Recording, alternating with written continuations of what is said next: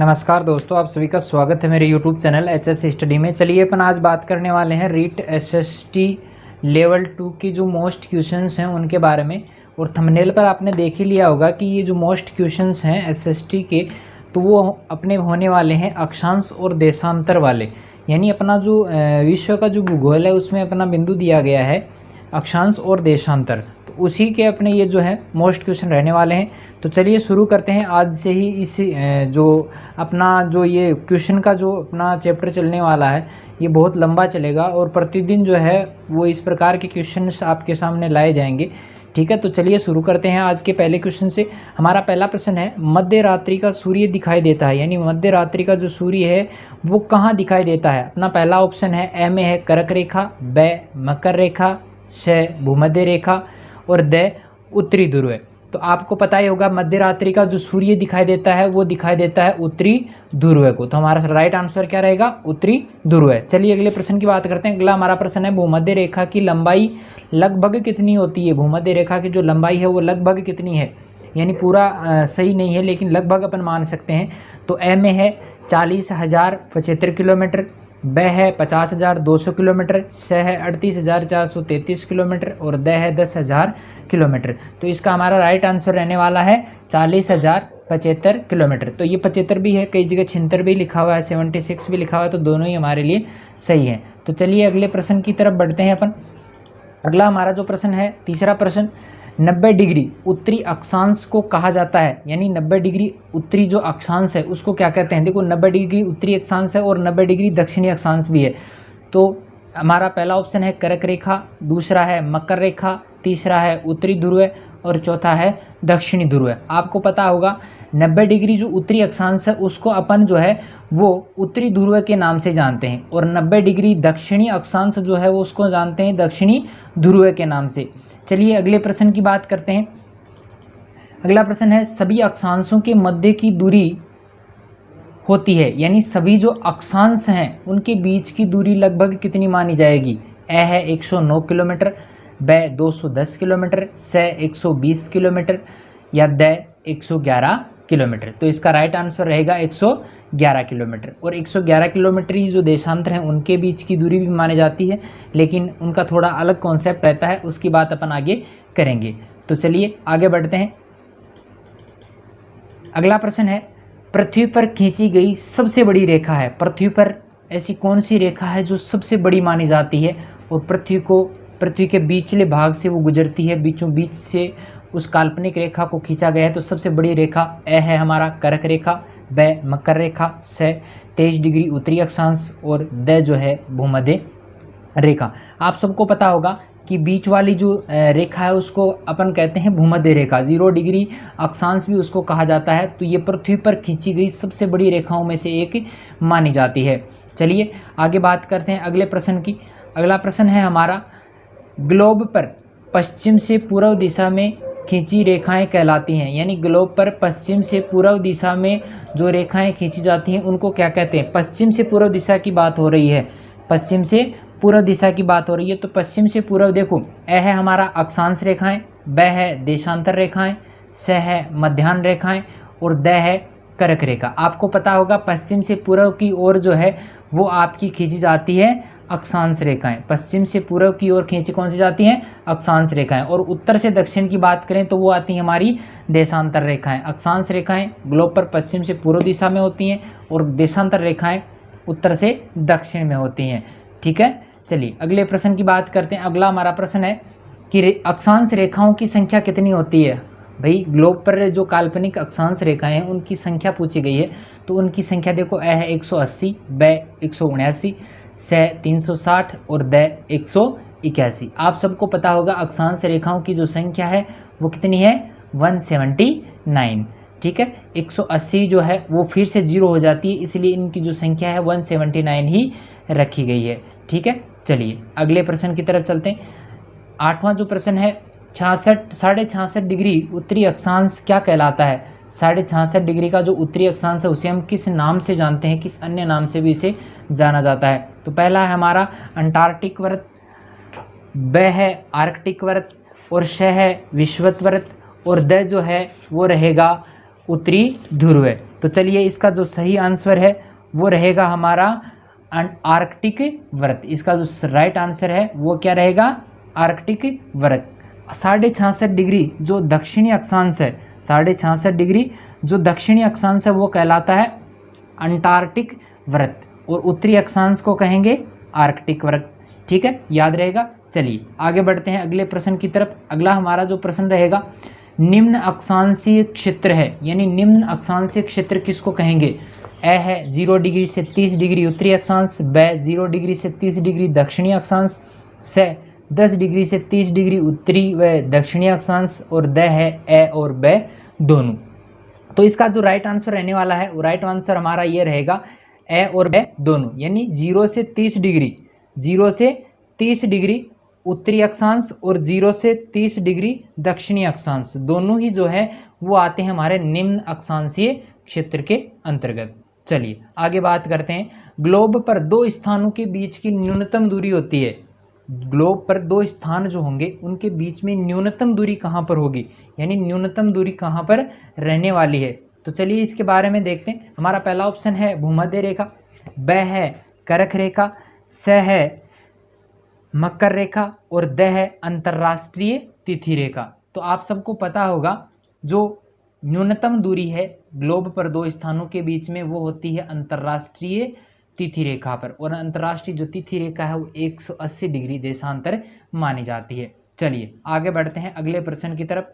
अगला हमारा जो प्रश्न रहने वाला है, देखें यहाँ पर अगला जो प्रश्न है हमारा, उत्तरी ध्रुव को दक्षिणी ध्रुव, भाई उत्तरी ध्रुव और दक्षिणी ध्रुव को जोड़ने वाली रेखा क्या कहलाती है, यानी उत्तरी ध्रुव और दक्षिणी ध्रुव को जो रेखा जोड़ती है उसे क्या कहते हैं।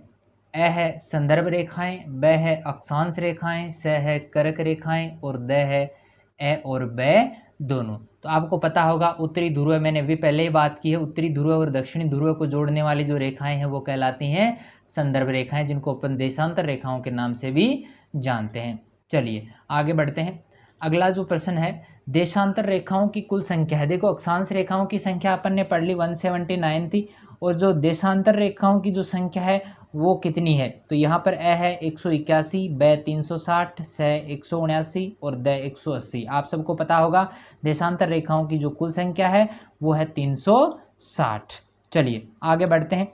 अगला है हमारा प्रश्न, संपूर्ण पृथ्वी को कितने देशांतर जोनों में बांटा गया है, कितने देशांतर जोन बनाए गए हैं पूरी पृथ्वी पर। तो आपको पता होगा कितने हैं। चलिए ए है अपना 12, ब है 24, स 48 और द 20। ठीक है, इसका जो राइट आंसर रहेगा वो रहेगा 24, यानी पूरी पृथ्वी को 24 जो है देशांतर जोनों में बांटा गया है। चलिए अगले प्रश्न की तरफ चलते हैं। अंतर्राष्ट्रीय तिथि रेखा है, अंतर्राष्ट्रीय तिथि रेखा किसे कहते हैं। हमारा पहला ऑप्शन है 180 डिग्री देशांतर, ब है 0 डिग्री देशांतर, स है 90 डिग्री देशांतर, और द है 360 डिग्री देशांतर। तो आप सबको पता होगा पूरे विश्व में समय की जहाँ से गणना की जाती है वो है हमारा 180 डिग्री देशांतर, उसी को अपन अंतर्राष्ट्रीय तिथि रेखा के नाम से भी जानते हैं। चलिए अगले प्रश्न की तरफ चलते हैं। अगला हमारा जो प्रश्न है, दो देशांतरों के मध्य सर्वाधिक दूरी कहाँ होती है। भाई अपन ने सर्वाधिक कम दूरी की बात भी करेंगे, सर्वाधिक दूरी पूछी है यहाँ पर, दो देशांतरों के मध्य पूछी है, अक्षांशों के मध्य नहीं पूछी है। तो देशांतरों के मध्य सर्वाधिक दूरी कहाँ पर है। ए है हमारा भूमध्य रेखा पर, ब कर्क रेखा पर, श मकर रेखा पर, और द सभी पर समान रहती है। तो आपको पता होगा दो देशांतर, आपको पता होगा उत्तर से दक्षिण की तरफ देशांतर रेखाएं होती हैं, और उनमें सर्वाधिक जो दूरी होती है वो कहाँ पर होती है भाई, वो होती है अपनी भूमध्य रेखा पर। भूमध्य रेखा पर क्या होता है, देशांतरों के बीच में सर्वाधिक दूरी होती है। और सबसे कम दूरी पूछे तब आपको बताना है कहाँ पर, तब आपको बताना है ध्रुवों पर। ध्रुवों पर जो है वो देशांतरों के बीच में सबसे कम दूरी होती है, अर्थात वो एक दूसरे से जुड़े हुए ही रहते हैं। चलिए अगले प्रश्न की तरफ चलते हैं। अगला हमारा जो प्रश्न है, सभी देशांतर रेखाएं होती हैं, सभी देशांतर रेखाओं को जो है वो किस प्रकार की होती हैं उसकी चर्चा यहाँ पर की गई है। तो सभी देशांतर रेखाएं जो हैं वो किस प्रकार की होती हैं। चलिए ए है हमारा बृहत् वृत्त, ब है समदूरस्थ, स है ध्रुवों से विसर्जित, अत्यधिक वक्राकार। तो ये चारों ऑप्शनों में से कौन सा सही लग रहा है आपको।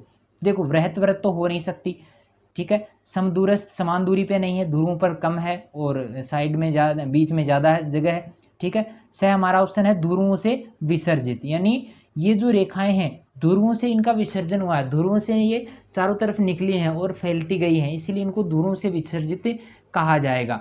चलिए आगे बढ़ते हैं अगले प्रश्न की तरफ। अगला हमारा जो प्रश्न रहेगा, प्रधान यामोत्तर रेखा क्या कहलाती है, यानी प्रधान जो यामोत्तर रेखा है उसे अन्य किस नाम से जानते हैं। ए हमारा ऑप्शन है 0 डिग्री देशांतर, ब है 180 डिग्री देशांतर, स है कर्क रेखा और द है मकर रेखा। तो आप सबको पता होगा प्रधान यामोत्तर रेखा जो है वो अपन कहते हैं 0 डिग्री देशांतर को। प्रधान यामोत्तर रेखा किसे कहते हैं, 0 डिग्री देशांतर को कहा जाता है। चलिए अगले प्रश्न की तरफ चलते हैं।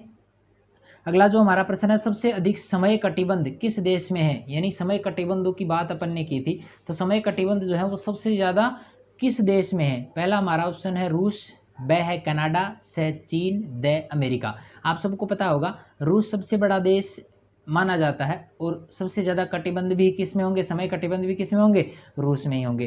तो चलिए आगे बढ़ते हैं अगले प्रश्न की तरफ। अगला हमारा जो प्रश्न रहेगा, कौन सा देशांतर प्रधान, यहाँ पे प्रधान लिखा गया है, ठीक है, इसको आपको प्रधान पढ़ना है, मिस प्रिंट हो गया, ठीक है।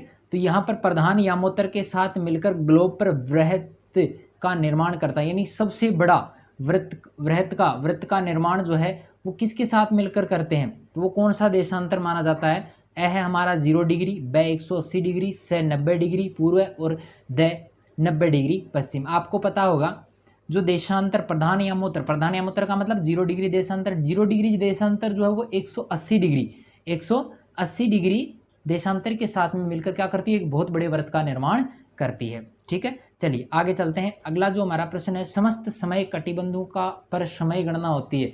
जो जितने भी समय कटिबंध बनाए गए हैं उन समय कटिबंधों पर जो समय की गणना है वो किससे होती है। ए है 180 डिग्री देशांतर से, ब 0 डिग्री मध्याह्न रेखा से 90 डिग्री पूर्वी देशांतर से और द ग्रीनविच स्थान से।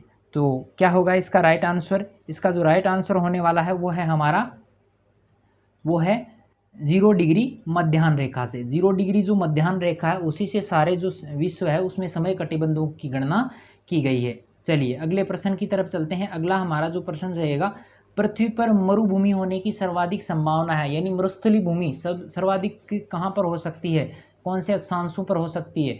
तो देखें यहाँ पर पहला है 0 अक्षांश के पास, ब है 23 डिग्री अक्षांश के पास, स है 50 डिग्री अक्षांश के पास, द है 70 डिग्री अक्षांश के पास। तो हमारा राइट आंसर रहेगा 23 डिग्री अक्षांश है उनके पास जो है वो मरुभूमि होने की, मरुस्थल बनने की सर्वाधिक संभावनाएं होती हैं। आपको पता होगा सहारा है, कालाहारी है, अपना थार मरुस्थल है, वो सारे के सारे किस पर हैं, 23 डिग्री अक्षांश के आसपास हैं। चलिए अगले प्रश्न की तरफ चलते हैं। अगला हमारा प्रश्न है, यदि कोई स्थान ग्रीनविच रेखा से 30 डिग्री पूर्व में स्थित है, ग्रीनविच रेखा जो है उसे 30 डिग्री पूर्व दिशा में अगर वो स्थित है, तब ग्रीनविच और उस स्थान के समय में कितना अंतर होगा, यानी ग्रीनविच रेखा पर जो समय है और उस समय में और इसमें कितना अंतर होगा। तो कितना अंतर होने वाला भाई, 1 घंटा, 2 घंटा, 3 घंटे या एक समान रहेगा। तो इसका राइट आंसर रहेगा 3 घंटे। कैसे होगा, देखो आपको पता होगा 1 डिग्री बराबर 4 मिनट होते हैं, 1 डिग्री बराबर 4 मिनट होते हैं और 4 को आपको 30 से गुना कर देना है, 4 को आपको किससे गुना कर देना है, 30 से। तो आपके आएंगे 120 मिनट। 120 मिनट का मतलब,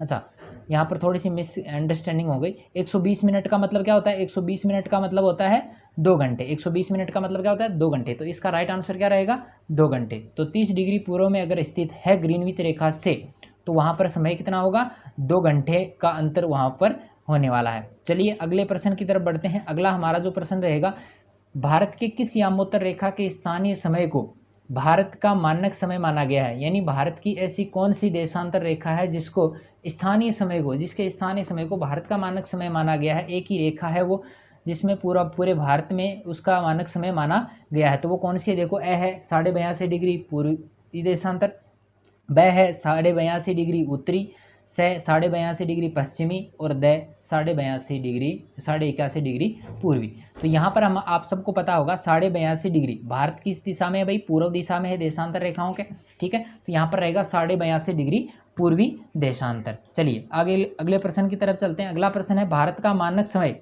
ग्रीनविच का जो मानक समय है उससे कितना आगे या पीछे है, क्या आगे है या पीछे है। तो ए रहेगा 4 घंटा 30 मिनट आगे है, ब 5 घंटा 30 मिनट आगे, से 5 घंटा 30 मिनट पीछे और द जो रहेगा वो रहेगा 4 घंटा 30 मिनट पीछे। तो इसका राइट का आंसर क्या होगा? तो आपको पता होगा हमारा जो भारत का जो समय है वो ग्रीनविच रेखा से 5 घंटे और 30 मिनट क्या है आगे है, 5.5 घंटे आगे हमारा समय है। ठीक है, चलिए अगले प्रश्न की तरफ चलते हैं। अगला जो प्रश्न है, 0 डिग्री देशांतर को किस नाम से जाना जाता है? 0 डिग्री जो देशांतर है उसे किस नाम से जानते हैं? पहला ऑप्शन है ग्रीनविच रेखा, दूसरा है प्रधान यामोत्तर रेखा, स है अंतर्राष्ट्रीय समय रेखा और द है उपयुक्त सभी। आपको पता होगा 0 डिग्री जो देशांतर है उनको इस तीनों नामों से जाना जाता है, इसलिए ये हमारा राइट आंसर रहेगा उपयुक्त सभी। चलिए अगले प्रश्न की तरफ चलते हैं। अगला हमारा प्रश्न है, 2 देशांतर रेखाओं के बीच की दूरी को क्या कहा जाता है? 2 देशांतर रेखाएं उसके बीच की जो दूरी है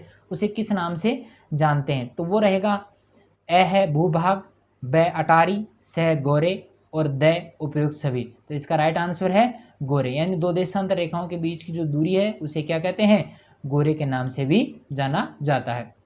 चलिए अगला प्रश्न है, पृथ्वी पर अपने अक्ष से कितनी झुकी हुई है? पृथ्वी का जो झुकाव है अपने अक्ष से कितना है? ए 66.5 डिग्री, ब 23.5 डिग्री, स 0 डिग्री और द 90 डिग्री। तो आपको पता होगा तो हमारी पृथ्वी जो है वो 23.5 डिग्री जो है वो अपने अक्ष पर झुकी हुई है। ठीक है, चलिए अगले प्रश्न की तरफ चलते हैं। अगला जो हमारा प्रश्न रहेगा, सूर्य भूमध्य रेखा पर सीधा चमकता है, भूमध्य रेखा पर सूर्य की किरणें सीधी कब पड़ती हैं?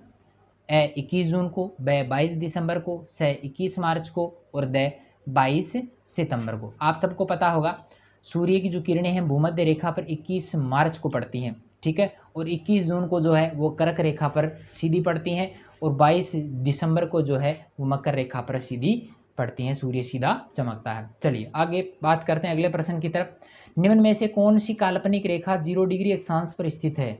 ऐसी कौन सी रेखा है जो 0 डिग्री अक्षांश पर स्थित है? उस काल्पनिक रेखा का आपको नाम बताना है। ए है भूमध्य रेखा, ब कर्क रेखा, स मकर रेखा, द मध्याह्न रेखा। आपको पता होगा भूमध्य रेखा जो है उसी को अपन 0 डिग्री अक्षांश के नाम से भी जानते हैं और 23.5 डिग्री उत्तर को मानते हैं कर्क रेखा और 23.5 डिग्री दक्षिण को मानते हैं मकर रेखा। चलिए अगले प्रश्न की तरफ चलते हैं। अगला हमारा जो प्रश्न रहेगा, आज का अंतिम जो प्रश्न रहेगा, भूमध्य रेखा से ध्रुवों की ओर जाने पर, भूमध्य रेखा से अगर ध्रुवों की तरफ जाते हैं पर देशांतरों के बीच की दूरी कम होती है कि ज़्यादा होती है? आपको सबको पता होगा कि बीच में भूमध्य रेखा की जो बीचला भाग, भूमध्य रेखा पर जो देशांतरीय रेखाएं हैं वहाँ पर सबसे ज़्यादा दूरी होती है और ध्रुवों की तरफ जाते हैं तो क्या होगा? दूरी बढ़ेगी या समान रहेगी या घटेगी या कोई अंतर नहीं आएगा? बिल्कुल इसका राइट आंसर क्या रहेगा? बिल्कुल घटेगी, क्योंकि ध्रुवों पर जाने के बाद में जो देशांतर जो रेखाएं हैं वो बिल्कुल मिल जाती हैं, एक हो जाती हैं, इसीलिए हमारा राइट आंसर रहेगा घटती हैं।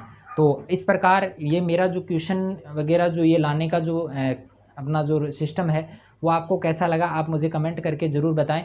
इस प्रकार के और भी जो है यहाँ से अपने रीट के लिए भी आप 5-10 हज़ार क्वेश्चन यहाँ पर बन सकते हैं। तो अगर आप चाहते हैं कि इस प्रकार के वीडियोज़ प्रतिदिन आएँ तो मैं यहाँ पर ये मेहनत कर सकता हूँ, इतने क्वेश्चन रोज़ ला सकता हूँ। तो इस प्रकार के और भी वीडियोज़ देखने के लिए आप मेरे यूट्यूब चैनल HSC स्टडी को सब्सक्राइब कर सकते हैं और आप चाहते हैं कि इस प्रकार के क्वेश्चन और आएँ तो मुझे आप कमेंट ज़रूर करें। तो आज के लिए इतना ही, मिलते हैं कल फिर। Thank you.